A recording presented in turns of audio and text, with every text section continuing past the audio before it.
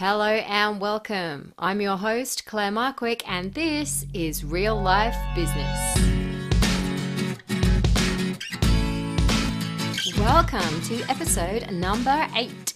Before we get into this week's episode, at the time of recording this show was teeteringly close to 300 downloads and it's been listened to in 4 different countries. So I just wanted to say thank you so much for your support. It really means a lot to me. I have big plans for this show, but like I tell all my business coaching clients all the time, it's really important to celebrate the milestones and celebrate the small wins along the way because that is what gives us the energy to keep going. So thank you from the bottom of my heart. I truly mean it. This week, I am talking to Philippa Menere, who has gone from nurse to intuitive healer. She describes herself as a guide to finding the form of healing that our body needs, which personally is something I find fascinating. Through this conversation, Philippa shares her journey to creating her business and talks openly about her fears and worries of building something that some might see as a bit woo-woo. Now, far from woo-woo, Philippa is a passionate and determined businesswoman who has found her way of doing business, her flow, and her success is testament to this journey. Now, we were again challenged by rural internet connections in this recording, so please bear with us. Hear past the minor blips and underwater robot sounds and focus on the story because that is where the true gold lies. So thank you so much, Philippa, for joining us again. You're clearly really, really passionate about what you're doing right now. Just fill us in a little bit for those that don't know. What is an intuitive healer? How did you get to be doing that? Tell us a bit more. Okay, so for a start, an intuitive healer is somebody that intuitively, like from their inner knowing, guides you on that journey for you to be able to find the healing within yourself. Because as much as we go to a doctor or an alternative medicine person, the real healing comes within inside of us. Okay. So I'm like an inspiration. I'm like your little guide. You go off to a holiday and you hire a guide to take you on a journey somewhere. And they point out the potholes. They point out the really easy ways of doing things. So that's basically what I do. When you come to me, I'm like, okay, so this feels like that would be something that wouldn't work for you, but maybe this would work for you. So it sort of all came about because I wanted to do all of the things. Okay. I wanted to do everything. So I wanted to do it all. I wanted to have my fingers in every single pie all the time. And then in 2020, I realized that I could, because it's the new way of doing business, I could create an umbrella term of an intuitive healer to be that person that can put their fingers in every pie. So yeah, that's basically what an intuitive healer is. And what I do is I have a session with you and I inspire you to heal on a soul level, on a mind level, and a physical level as well. So who are your typical clients here? What, because I'm going to be very honest, I'd never heard of an intuitive healer before. Like what would make me need to come to and see you? So it's usually when you've reached a roadblock in your life that you have been going to the doctor, for example, and you've got this chronic, for me, it was chronic sinus problem. And I literally couldn't find a way around it. I mean, I was on antibiotics for 5 years. Wow. And nothing was fixing it. So those are the sort of, that's the sort of people. And it's like, it's the same as with your mental health. When we find ourselves in a place where we seem to be spinning in circles. And then also when you're feeling a little bit lost within who you are, that's when I step in and go, okay, so you're so, I'm going to say the word, you're so conditioned to believe that we only heal a certain way, that we have to do it. We're such on a mainstream way of healing that we go to a doctor, we believe what they say. We go to a psychologist, we believe what they say. We read a spiritual book and we believe what they say.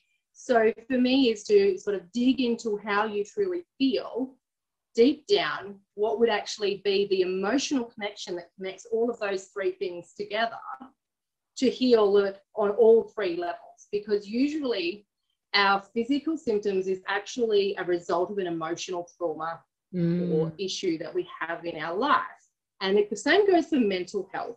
Mental health is actually a trauma that we've had in our childhood, in past lives, in those sorts of things that we can heal. And a lot of it is actually because we suppress the way that we need to heal. We keep it all inside. And we really truly believe that anybody who has more knowledge than us knows how to heal us. But really, the only person who knows how to heal us is us. So I try and find that sort of pushing the society boundaries. Yeah. It's absolutely amazing, isn't it? Like I'm a firm believer that there is so much about our bodies and our minds that we don't know.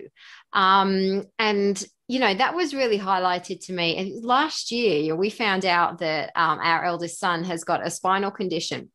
He's been going to chiropractor for probably a year or so now. And she was having to readjust his pelvis all the time. Anyway, sent for x-rays, sent for MRIs, ended up at a pediatric neurosurgeon. And she was basically saying, so this condition that he had, they were trying to rule out a serious sort of medical reason for it, sort of thing. And that wasn't there, thank goodness. And I said, well, what causes this, buildup of spinal fluid then? Like, what causes these little cysts of fluid? And she said to me, this is a pediatric neurosurgeon, she said to me, there is really so much that we don't know and we don't understand. He was probably born like it. That's as much as I can say. And I was just like, wow. Not in any way disrespecting her, dissing her, being negative about her in any way, but that really highlighted to me there's so much that we don't know. And if we accept that there's so much that we don't know, there's so many other avenues, like you say, isn't it, that we're probably not even attuned to thinking about as to how we can heal our bodies and how we can work more effectively within our bodies. Definitely. And I think that it's because we have so much faith in our Western medicine, because that's where we've been brought up and that's our social conditioning. And then if we take a step back from it, it's a little bit scary, because we want to live in a safe little bubble in the world. And I think that when we start stepping outside those boundaries, life gets a little bit tricky and it gets a bit hard. And I think that when we really start listening to our bodies, it's actually got all the answers.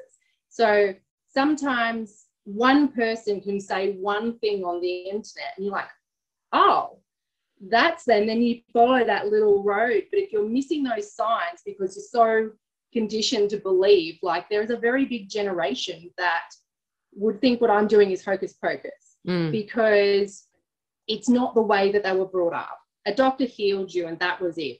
And I think we also get very, very caught up in this mindset that I've always been this way, there's not going to be any way to heal this. Yeah. I was born like this. So it's really, it's all intertwined of how to push those boundaries, because our mind is the most powerful thing. If we think that we are warm, we are warm. And so if we can think that we're going to heal and look at it as a lesson as well, like what part of this is my body reacting to in the way I'm living as well? Like, you look at allergies, it's telling us there's something not right. So any area, I like to call it dis-ease, that is calling us to look inside, to tell us to stop what we're doing. It's our stop signs. It's our road of journey. It's our stop signs saying to us, stop pushing, stop thriving, stop doing those things. And sometimes when we've been pushing ourselves so hard, our body collapses. Yeah. So, when you go to work every single day and you're pushing and your body makes you sick. All of a sudden you have the flu and you have to take a whole week off. Most of us go to the doctor, get the antibiotics and push through for the next 3 months. But we don't listen to that sign saying there's something there, something to do that. So I think that intuitive healing is for everybody.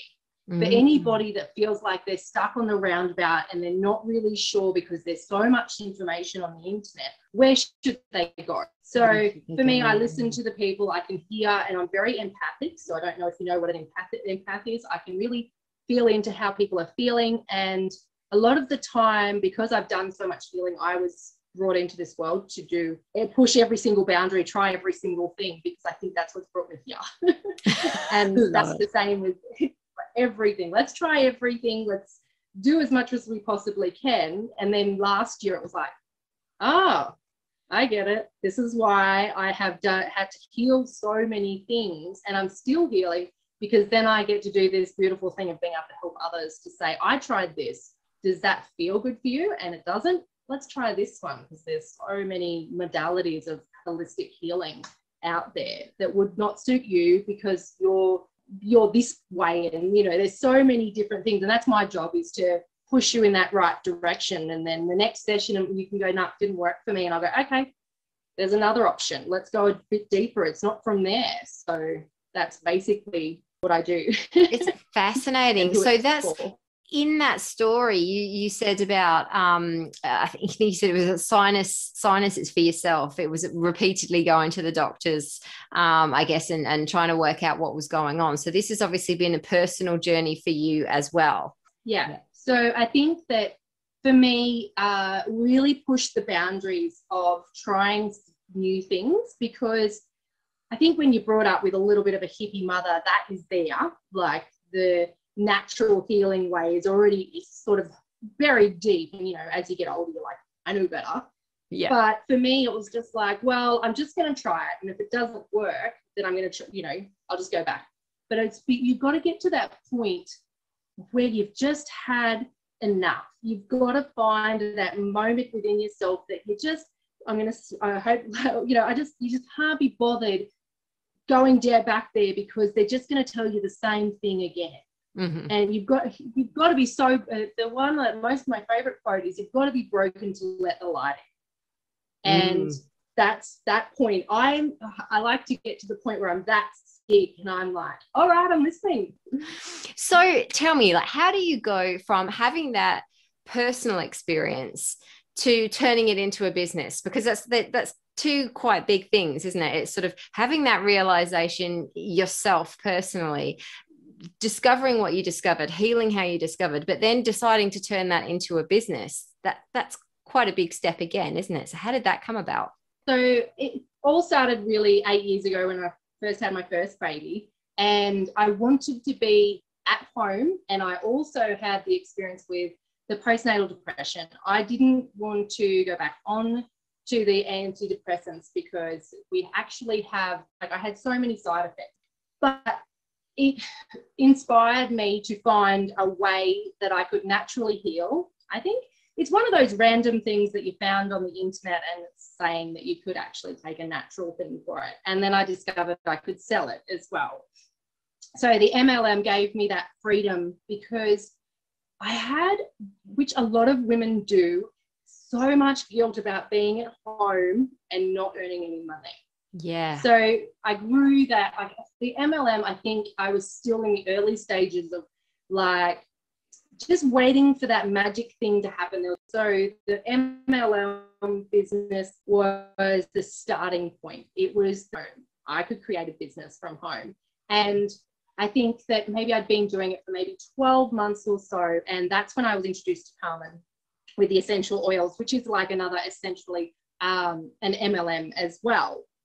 Fell in love with the essential oils because it gave me an even cleaner, deeper, like a healing that I needed. And it actually healed a lot of my physical things as well as my emotional stuff as well. So it's been this journey of like, okay, so I want to make money out of something that I love. And I began to come across women in business that were so inspiring, that were not doing things how the normal things were done in business. And this is how it all sort of, and I was like, okay, I'm going to find my purpose, and I'm going to find what I want to do. So I was like, okay, so I want to do aromatherapy. Let's do that, because It seems to be like a really good thing to do. And I love learning. Like, you give me a course and I'll do it. I'm a serial course taker. I just constantly want to grow and constantly learn all the time. I hear you. I hear you. I have so many different qualifications for so many things. It's ridiculous, but I love it. And I think that because the more educated we are in business, the more we can serve others, the more we can inspire other women to step outside of that masculine business way of doing life, that trap of being stuck in the 9 to 5 because I have to, because I'm a grown up. And that is what big thing. And then when 2020 came, I was so lucky to find this beautiful woman, which I would highly recommend her book, Soul Modes. And she does business like a woman. And I know that seems very feminist, but women do business differently to men. We are so cyclic, and we have our ebbs and flows, and we're very emotional based. And I think that we don't have that element in our business. It doesn't go in our service either. So last year she introduced me, I was like, oh, I can create a spiritual business. I'm not scared anymore, because I was really scared of what people would say that I'm in a spiritual business, because that's why I think I've been trying so hard to make something masculine out of what I wanted to do in business. I wanted to make sure I had a proper business model, and I wanted to have a physical place of business as well. That's a really big trap that women get caught up in, is that we need to be physically present in a building and pay rent, and then we're a business, then we're real. I think that's a really, really good point you make there. And, you know, it's something myself, in being a service-based business, we can kind of almost, I don't want to say talk ourselves out of the fact that we're in business, but to some extent, I guess that is what I'm saying. You know, I can sometimes feel, even myself, like I'm just playing at this, or are people looking at me thinking I'm just playing at this? Yeah, I can see you nodding on the screen. So yeah. I think that it's because we measure ourselves up to a male business role model, not a feminine role model, so that, and a business model, if you go on the internet and you put in business structure, you're going to find that you need a business plan. I thought, oh my goodness, this tripped me up. I thought I could not start a business or even name my business anything without a plan. And I was like, that's it, I'm not doing business. It's too hard. Yeah. So then we get all these structures that must have a this, and this. And I just go, I don't want to do that. It feels icky. And it feels hard. And then we talk ourselves out of it. Yes. Maybe I'm not cut out for this after all. Yeah. And I think that we've got to sort of step away from the women are our competition as well. Like, in business, our best friends are women, because they can inspire us in ways that are just the most beautiful things. Because last year, I got to witness so many beautiful women thriving in their business because of COVID. They picked up, they went and they sat in their offices with babies on their boobs and created lives that they had been pushing aside because they had to go out to work. And when daycare wasn't available, they were like, I want to make an income. And all of a sudden, 99% of us went, screw you, society. We can make this world work without that masculine way of being. And you know what? Our businesses thrived because we're cyclic, and we did it when we were in the right mood and we were right time. And sometimes it was when the moon was right, you know, all of those beautiful little things. And we did it despite the kids.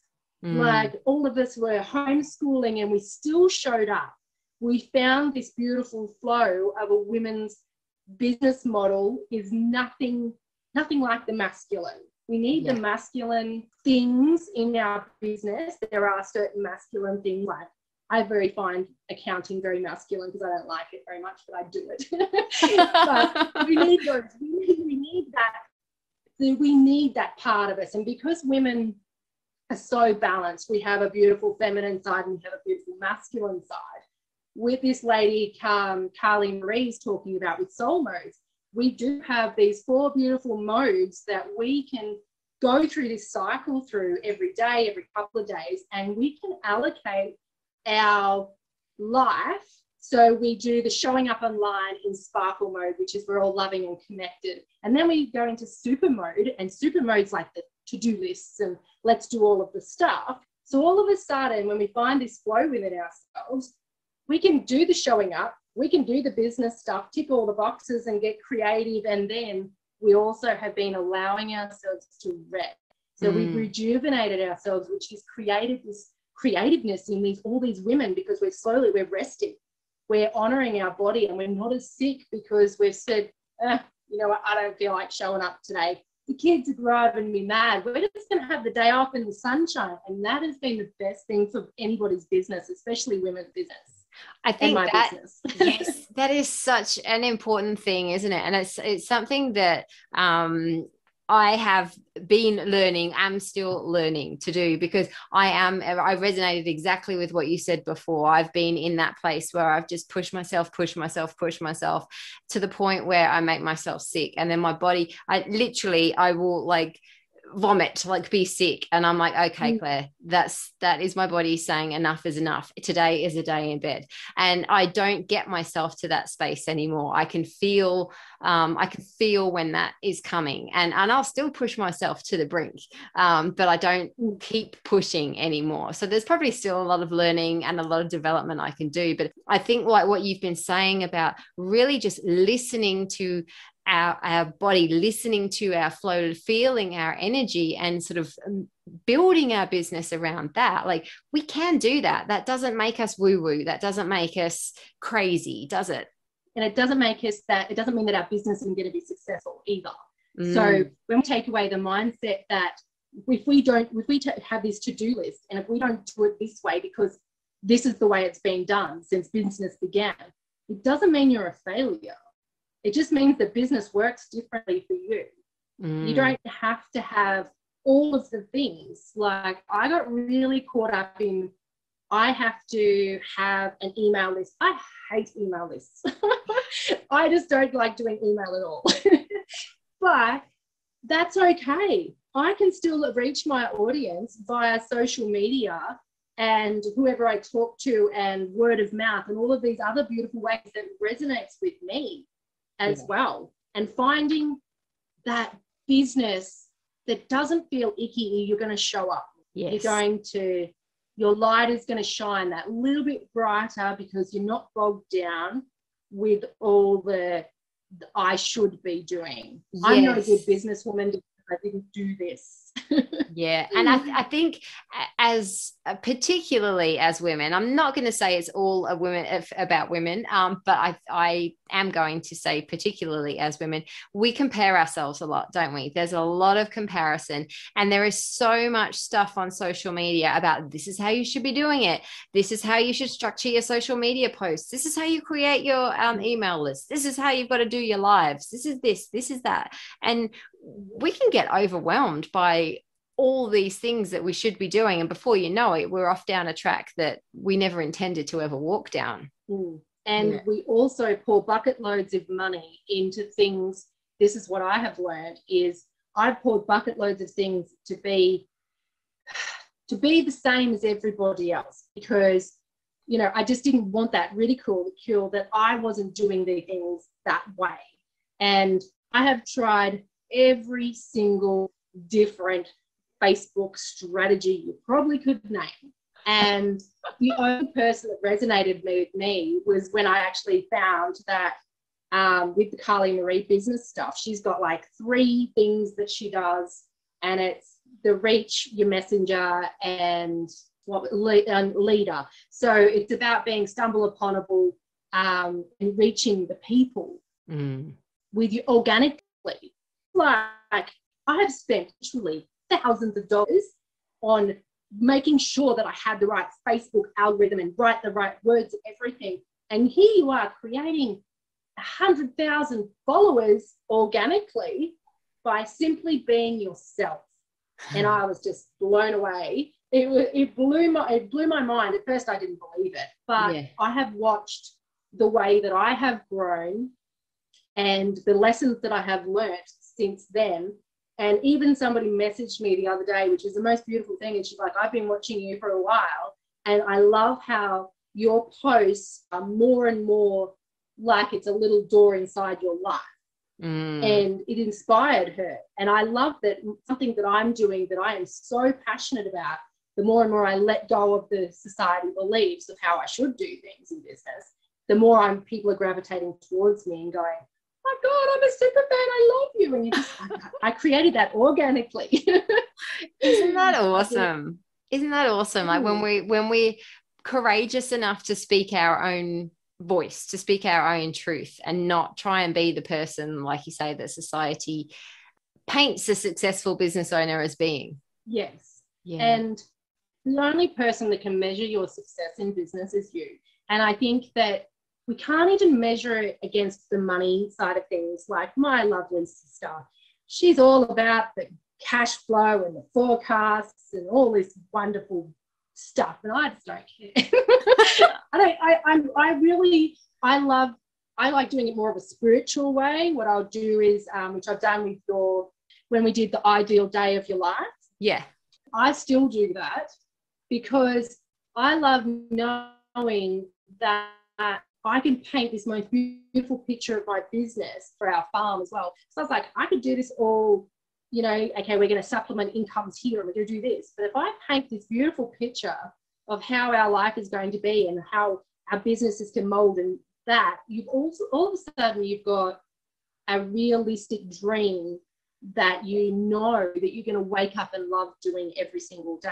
And it's a little bit of an inspiration. I love going back and reading my ideal lives, and I'm like, well, that was 6 months ago. I better write another one because I've already been in that ideal life for a while. So I need to get a little bit braver and push my boundaries a little bit more and say I can be a bit bigger, and then find ways that you can grow in business and ask for help, ask another woman to support you, to do the podcast, do all of these things, and then we just grow. And that's what the ideal life is. You write down, I'm going to talk to, in 5 months, I'm going to be talking to women all around the world about, the way they do spiritual business and things like that. That inspires us to really grow.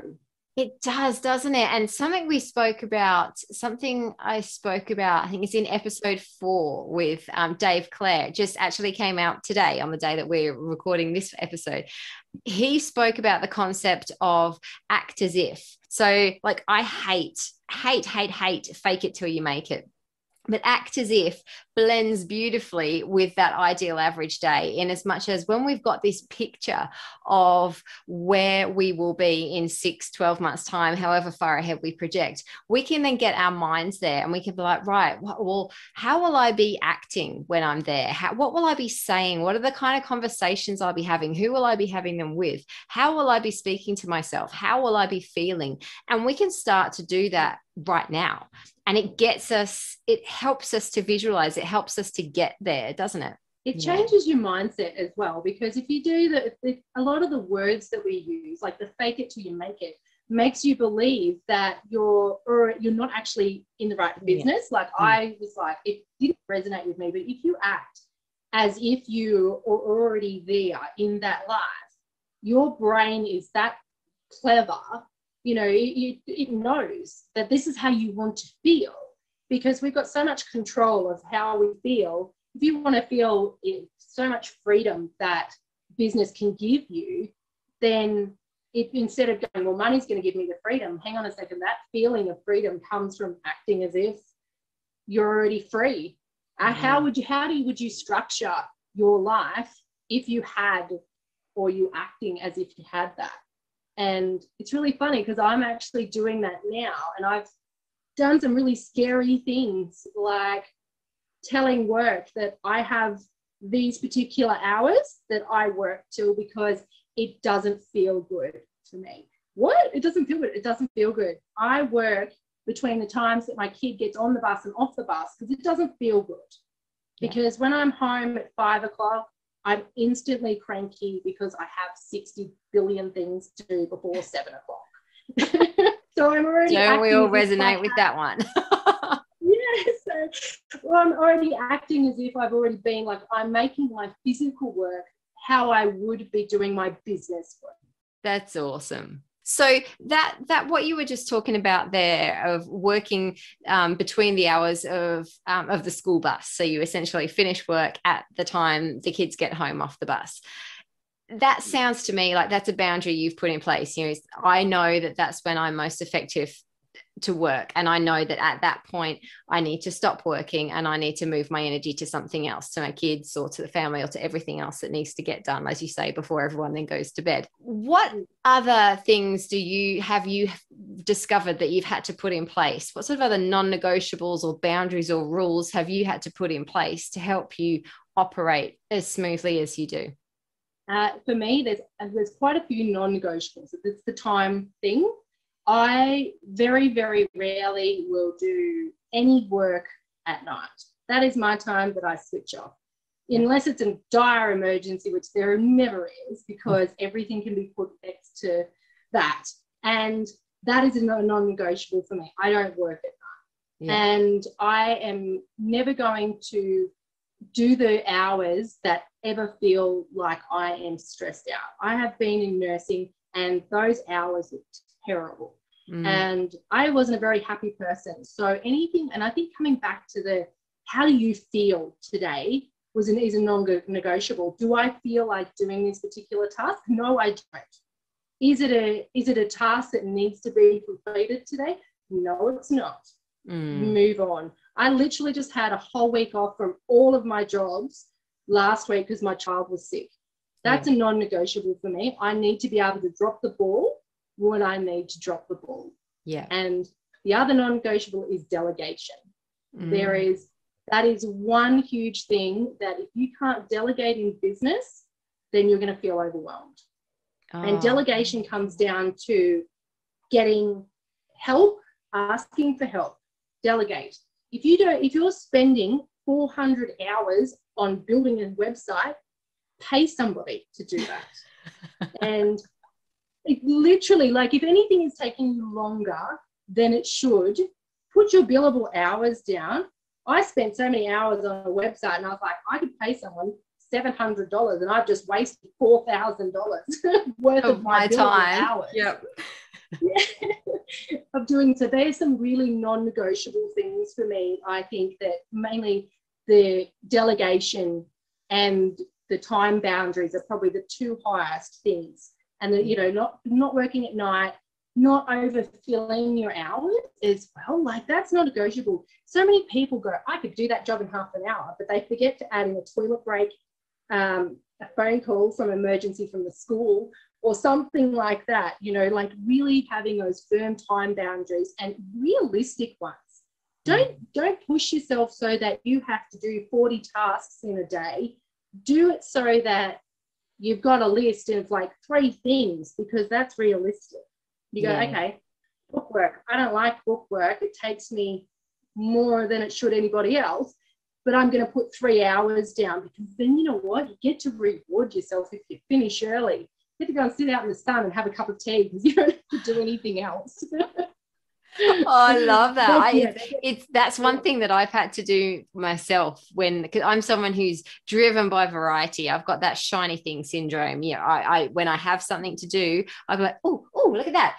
Oh, look at that. And I get distracted very, very easily. So that putting a time on something is a strategy that works really well for me. It's okay, right, sit here for 1 hour and write this proposal, or sit here for 1 hour and, write this document. It's usually writing when I've got to write documents. That's what I really need to find some focus on. But that's it, isn't it? It's blocking out the time, focusing, and then rewarding ourselves afterwards. We're still children inside. We still work on let's do jobs and then very rewarded. Because we're that way inclined, because we want to feel pleasure out of the things that don't make us feel that good either. So we've just got to find a way that works for us that will actually make us feel like business is fun, because if we don't delegate, we end up with all the jobs and all the things, and then we hate on everybody, and then we hate our business too. Exactly. So then we start resenting, don't we? It's a really big thing. It eats us away inside. Totally. Like, I found that that's been so many things of just saying no. That's another thing. Say no. Say no more often. Like, I was talking to somebody and I was just like, why are you saying yes? Because I have to. I'm like, no, you don't. There's no obligations in life. You just say no. Like, if it doesn't feel good, say no. Like, it sounds like from how you talk, it sounds like you found this beautiful place, this beautiful state of flow. But I'm going to assume, and you might tell me otherwise, but I'm going to assume there's still the ups and downs. It's not all dandy all the time, is it? No. No. So I think that for me, my thing is that I don't want anyone to laugh at me for what I'm doing. So I still look for a lot of, I'm learning this one to stop looking for the external validation of that my business is thriving. And also because my partner is extraordinarily masculine, which is fabulous. You go out to work and you earn money. That's the way life is. And I was just like, well, I'm going to push your boundaries here, buddy. But just because I could.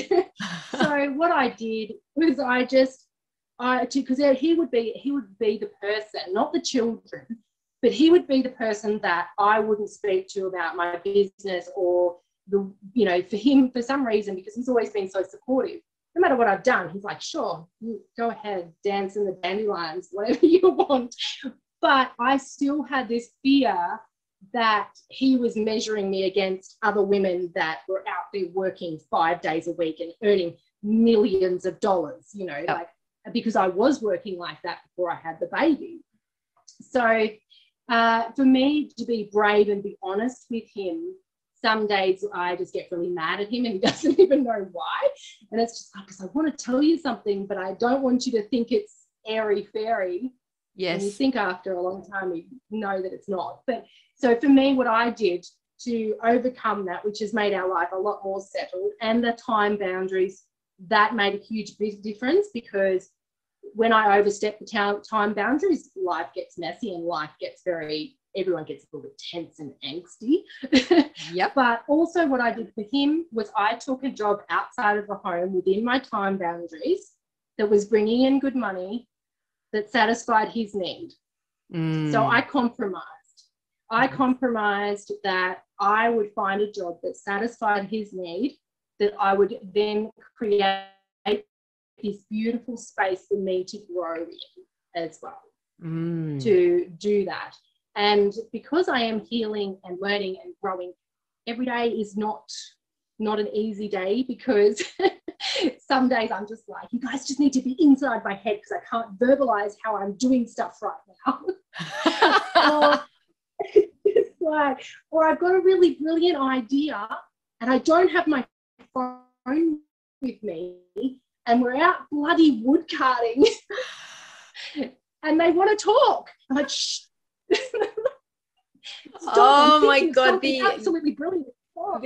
The amount of we have had this I'm going to call it discussion, my husband and I, so many times. He's like, sometimes you're here but you're not here. He's like, you're so in your head. And I'm like, yes, because exactly like what you've just said. I've had this idea and I've got to play it out in my head, and I need to learn, I guess, to maybe compartmentalize, to maybe lock it away and come back to it perhaps, because I can see that I do glaze over conversation. And then, him or one of the boys will say, oh, remember I told you? And I'm like, did you? What? And he goes, yeah, we had the whole conversation about it. I'm like, oh, did we? Because I was busy planning the next thing up here in my head. I think that, like, for me, I was learning to have faith that my ideas weren't going to run away from me as well. Because I think that's like, it's a big scarcity thing, that you think that if I don't do it now, it's never going to happen, because, women with children and life and all of those other things, we've got to do it right now, because who knows what's going to happen in the next moment. But I realized that I come home and I'm a journal girl, so my phone's full of list ideas and I'll just jot down a couple of words, or I'll write it on my hand or something, because that'll trigger that memory. Yeah. And sometimes it's actually like, that's not an idea for me, it's for somebody else. It doesn't fit, actually. It was a great idea, but maybe I could find someone who'd like that idea. Does anyone want my idea? And I've been more honest with him, sharing more of my, he's always known that I've been a bit woo-woo and hippie the whole time.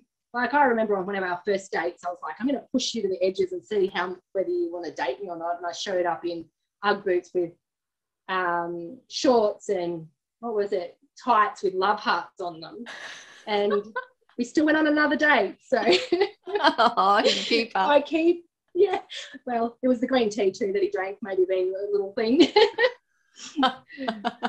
But it's because he's been my biggest supporter in no matter what business, and he's never asked me to be an equal in our income, ever. He's never asked that of me. I've asked that of myself. And he said, I've always pushed myself to find a business or to find something that can bring income in, but he's always said that you're a mother. You're just perfect the way you are. And learning to have faith that he actually means that. Like, he's a really lovely, he can have his moments where he's like, God, that's a hard week, I need you to be earning money. But it's because, something unexpected has come up, and, when you're sort of being one person at home and one at work, you don't really get to build up that spare kitty like you'd like to have in an ideal life anyway. Yeah. So there's only been those few times where he's gone, God, you just need to get a job, and I feel really guilty. I don't think he's actually said go and get a job. Actually thinking about it, he's more like, he's said something because he's venting and I feel guilty.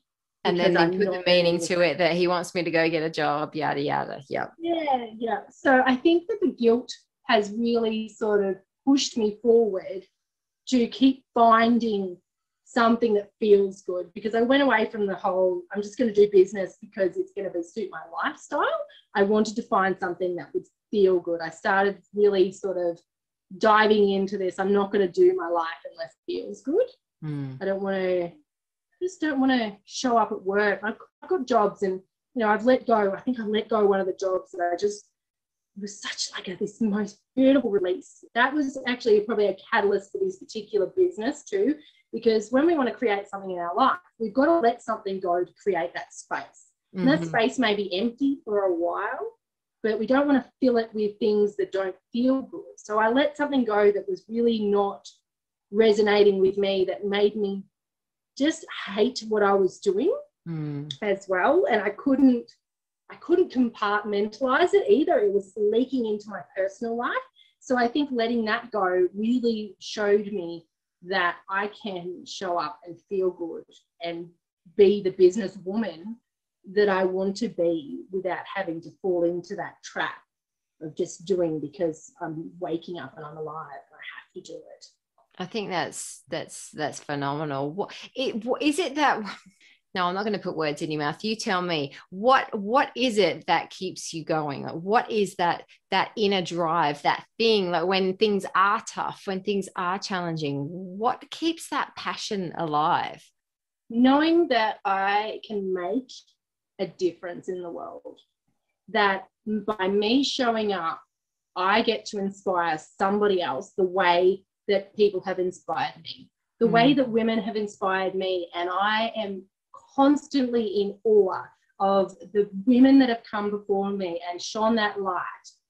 That keeps me going, because I know that even on my darkest days, somebody else is looking for a little bit of light, and I get to be that light because somebody else has been there. When we're all walking the similar path, but somebody else is always lighting the path for you. So if something that I've said today might inspire a woman to drop that job that is just holding her back from being passionate about her life, then that's, or just even a triggered a thought, just in that moment of inspiration that maybe they could do this too. And it's not that hard either.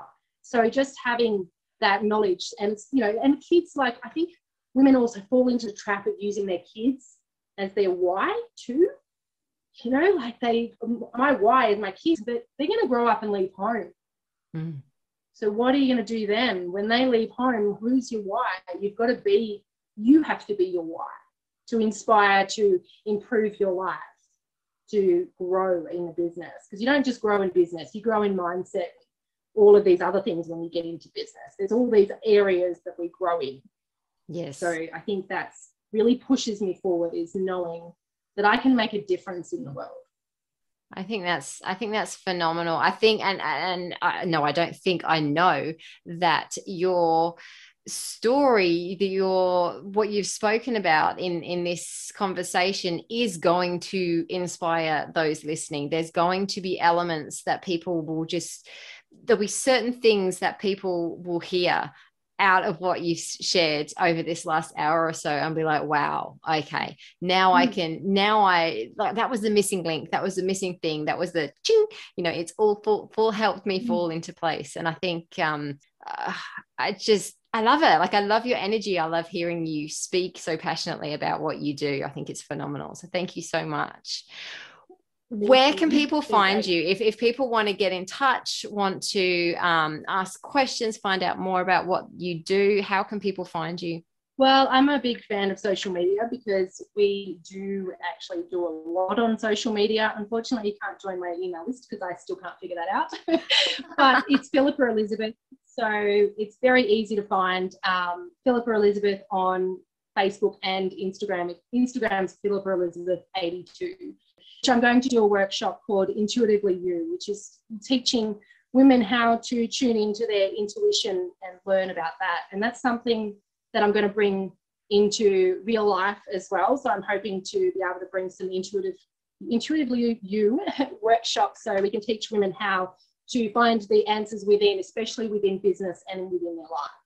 Oh, I love it. I love it. We will post the links to, I'm pointing downwards. No one can see me. I will post all the links to your contact details in the show notes to this episode as well. So that'll make it really easy for people just to click on them and find you.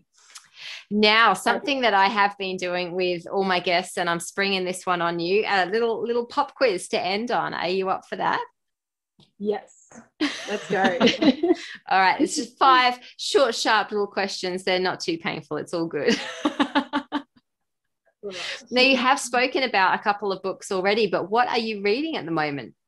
I'm actually rereading Jen Shinsero's You Are a Badass at Making Money. Oh, I think that's review number 2 of that book from these conversations that I've been having. It's going to have to be one I check out, I think. Definitely check it out. She is hilarious and makes the work fun, I think. And also, she's just so inspiring. She's broke-ass lady. Love it. What about a song? What's your favorite song of all time and why? Amazing Grace. It's Nikki Slade's version, Amazing Grace. And being an empath, I tend to get very caught up in other people's energies. And for some reason, it brings all my stuff home. It makes me feel at home within my soul. I get in the bath, fill it with oils and Epsom salts, and I put that on. I cry, release all the day. But every time I hear it, my skin tingles. I just love it. Oh, that is so beautiful. Now you're making me want to go have a bath. Again, you've alluded, I think, to this through this conversation as well. But what about a quote that's changed your life? I think, I'm not sure who said it, but the quote where that you have to be broken to let the light in, made me realize that all my brokenness is actually a beautiful thing. Absolutely. And if we've got this constant wall up, this constant facade, then we can't let our light shine out, can we? What about a piece? Here's a more practical one. An app or a piece of software or a piece of tech that's changed how you do business. Well, it started with Trello, but Asana is another really good one. And for me, in Trello, I actually have a book that is waiting to be written, all in chapters, all set out. I love having all my post ideas and things there that you can schedule your whole life if you want to. And I think that having that all those ideas in one place is it's amazing to be able to do that sort of thing. So yes, definitely, Trello or Asana, they're both free. Do them. Absolutely. And I use Trello as well. I love it. Computer, phone, it's anywhere. You've got it in your hand all the time. Yeah. 100%. Definitely. Leave us with a life hack. You've left us with so much gold. Leave us with a life hack or practical tip that is just going to change someone's day. I am going to tell you the one biggest thing that changed my life. Get a cleaner. I am not joking. Get a cleaner. Because if you're working from home or you're trying to build a business, you are not going to get distracted by the work, because guess what? The cleaner's coming in tomorrow and you can work in a mess. And you know what? If you think you can't afford a cleaner, do deals with her. Barter your services for her services. I love that. And it ties nicely to your delegation thing that you spoke about earlier. We don't have to do everything. Yeah, definitely. Oh, I love it. Thank you so much. It has been such a fun conversation. And that's a wrap for episode number 8. What did you take away from this conversation? I say this every time, but there really was so much gold in this episode. But here are the main standouts for me. First and foremost, I think it's really, really clear that we each need to find our way of doing business. There is no right or wrong. There is no magic formula of what a successful business looks like. It's going to be different for everyone, and that's okay. I loved hearing Philippa's honesty as she spoke about her struggles of trying to run a business, how she felt she ought to run it. And it was only when she had the courage to let go of that and let her natural light shine that things really started to flow for her. The idea of visualizing success is something that I'm a big advocate of, and something that has clearly been a big part of Philippa's journey. Now, she mentioned the ideal day exercise, which was something that I introduced at a business workshop that Philippa was an attendee at a few years ago. And I'm happy to share that exercise with anyone who wants to give it a go for themselves. So just shoot me an email, claire@reignitepc.com.au. The link will be in the show notes as well. If you want a copy of that, just shoot me a message and I will happily send that through to you. Now, when we have a clear vision of what we're aiming for, it allows us to act as if we're already there. And as Philippa so rightly said, this tricks our brain into stepping up a notch. So we'll actually find ways to make things happen quicker. Think about it. This is something that elite athletes use all the time. They picture themselves, they visualize the race, they visualize the event, they see themselves in it, they believe they're there. And in doing that, the neurology in our brain really starts to step up a notch and kick into gear, and all those neural pathways are going to connect and make things happen, and are going to allow us to see things that we might not otherwise have seen. Very, very cool. Now, the final thing that I took from this episode is around the concept of creating space. There is only so much that we can continue to add to our lives or our business before we start to drop balls, before things start to drop. So it's important for us that if we're taking something else on, to create the space for that and let something else go, so that we're not taking on more that we can handle. I think that's just a really nice, timely reminder for so many of us, myself included. Alrighty then, if you haven't already, please subscribe to this show on your podcast app of choice and share it with anyone in your network that you think needs to hear it. Now, I have got a little mini goal, a little mini challenge that I've set myself to get this show listened to in as many different countries as we can. So particularly, if you know someone in a different country who you think needs to know about this show, please share it with them and encourage them to have a listen. Jump onto our Facebook or Instagram communities. Again, the links will be in the show notes, and share with me what you've loved about this episode. And yeah, that's it from me. I'll be back in your ears really soon. And until then, bye-bye.